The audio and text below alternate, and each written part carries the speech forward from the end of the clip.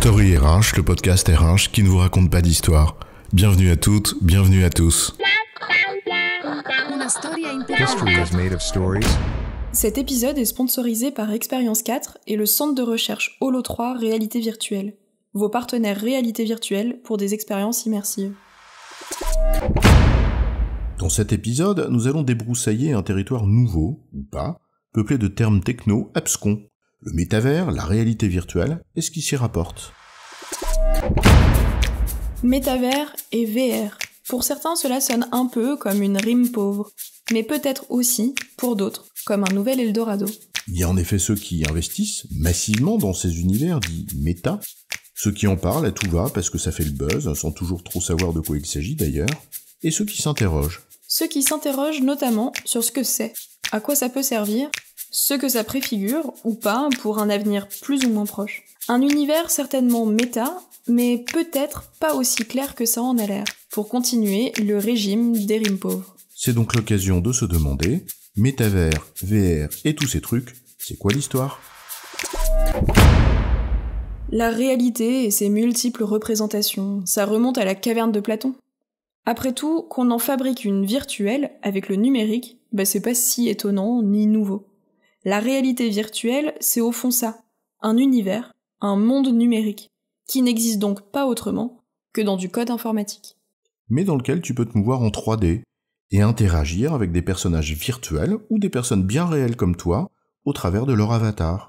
Et c'est pour ça qu'on se représente tout cet univers de réalité virtuelle avec un casque et des manettes. En fait, le casque te permet de voir et d'entendre, les manettes de te déplacer, saisir des objets, etc. Ce n'est en fait que l'interface qui te permet de te mouvoir et interagir dans cet univers numérique. Mais tu pourrais aussi le faire avec une autre interface, un ordinateur ou avec un smartphone par exemple. Seulement avec ces deux-là, tu perds ce qui fait le charme du casque de VR, à savoir l'expérience très immersive que te procure cette sensation de te mouvoir réellement dans un univers en 3D. Si la techno des casques VR est plutôt récente, le concept de réalité virtuelle, lui, il est pas nouveau. Il y avait Second Life dans les années 2000 par exemple, mais aussi World of Warcraft, ou même les Sims. Le métavers désigne l'ensemble de ces univers de réalité virtuelle. Méta, qui vient du grec, qui signifie au-delà d'eux, les métadonnées par exemple, au-delà des données, ou en l'occurrence des données sur les données, ou un métalangage, un langage qui permet de décrire d'autres langages. En d'autres termes, un univers qui regroupe plusieurs univers de réalité virtuelle. C'est un métavers. Pour caricaturer, tu as le magasin, le cinéma et le bar, dans la galerie marchande. Chacun d'entre eux est un univers, et la galerie marchande, c'est un métavers. Il y en a de plusieurs sortes, avec des acteurs d'ailleurs qui se positionnent pour essayer de devenir un peu le point de passage obligé pour drainer du trafic avec évidemment en toile de fond, comme toujours, la volonté de gagner de l'argent. Et c'est le cas de Meta, la société mère de Facebook, dans une logique de réseau social et de super centre commercial. Mais c'est aussi le cas d'autres métavers, comme Sandbox, combinaison de jeux et d'immobilier virtuel. Sandbox, en effet, d'ailleurs, où la société française Carrefour a acquis un terrain virtuel et où ils ont fait une opération de com, RH, avec des entretiens d'embauche virtuels dans un style justement qui était très Second Life. Ils ont acquis un titre de propriété numérique, un NFT, pour Non-Fungible Tokens, c'est-à-dire un objet numérique unique qu'on ne peut pas diviser. Cette acquisition de NFT se fait à l'aide d'une monnaie virtuelle, ou ce qu'on appelle une crypto-monnaie. Et d'ailleurs, en l'occurrence, Carrefour aurait payé ce terrain virtuel 120 Ethereum, une monnaie virtuelle, soit environ 300 000 € en 2022. Se développent aussi des métavers professionnels ouverts, plus simples, qui peuvent être utilisés par toute activité, du groupe industriel à la PME, en passant par les commerces locaux. La possibilité de s'affranchir des contraintes physiques et géographiques alliées à l'immersivité de l'expérience ouvre un vaste potentiel.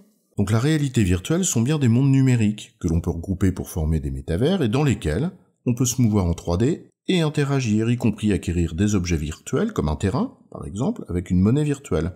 Bref, une réalité très virtuelle mais aux conséquences bien réelles. Comme par exemple, tu te rappelles les sensations de l'expérience immersive quand on a visité la flèche de la cathédrale de Strasbourg, en réalité virtuelle. Ou les sensations quand j'ai dévissé là dans une formation à la sécurité en travaillant en hauteur dans une nacelle, j'avais pas bien attaché mon harnais, autant dire qu'on va pas m'y reprendre une deuxième fois. La réalité virtuelle, donc, est des sensations bien réelles. La réalité augmentée, quant à elle, c'est autre chose. La meilleure image à te donner, c'est un peu le jeu Pokémon Go, dans lequel tu courais attraper des trucs virtuels bizarres dans le monde réel, en ayant l'air d'un abruti. La réalité augmentée, en fait, c'est superposer des informations ou des objets virtuels sur le réel, que tu observes avec un casque, avec des lunettes, ou même avec la caméra de ton smartphone. En fait, ça sert à augmenter la réalité avec des éléments virtuels complémentaires. Agrémenter ou enrichir la réalité, en effet. Par exemple, t'es devant une armoire électrique, c'est la réalité que tu regardes, au travers de ton casque ou de tes lunettes, et t'as des instructions en surimpression pour t'aider à choisir entre le fil rouge et le fil bleu. Et paf le chien. Ou plutôt, boum, t'as tout fait exploser. On imagine là aussi le champ des possibles.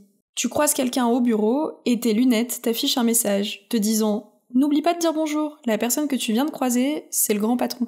Les domaines d'application professionnels, ils sont nombreux, comme par exemple l'assistance au travail en situation, ou l'acquisition et l'entretien de connaissances professionnelles, un peu dans la lignée de la promesse du knowledge management dans les années 90. Là où la réalité virtuelle, c'est un monde virtuel, dans lequel on se déplace et avec lequel on interagit, la réalité augmentée, elle, c'est la superposition d'éléments virtuels sur la réalité que tu observes. Et on peut combiner les deux, réalité virtuelle et réalité augmentée, et c'est ce qu'on appelle la réalité mixte. La coexistence d'objets du monde réel et d'objets virtuels. Le monde réel, c'est par exemple ton appartement avec ta table, et le virtuel, eh bien c'est par exemple ce pot de fleurs qui n'existe pas, mais que tu poses sur ta table. En résumé, la réalité virtuelle, c'est un monde numérique dans lequel tu peux te déplacer en 3D, et avec lequel tu peux interagir. Un métavers, c'est un regroupement de plusieurs univers de réalité virtuelle. La réalité augmentée, ou mixte, consiste à ajouter au réel en surimpression des informations ou des objets virtuels. Le casque de VR, avec des manettes ou des lunettes, étant des interfaces qui te permettent de te déplacer et interagir avec une sensation très immersive. J'ai bon, chef ? Oui, tu as bon, mais on va pas en faire toute une histoire. Cet épisode est sponsorisé par Expérience 4 et le centre de recherche Holo 3 Réalité Virtuelle, vos partenaires réalité virtuelle pour des expériences immersives.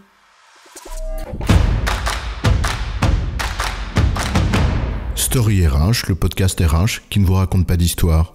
Retrouvez tous les épisodes sur storyrh.fr.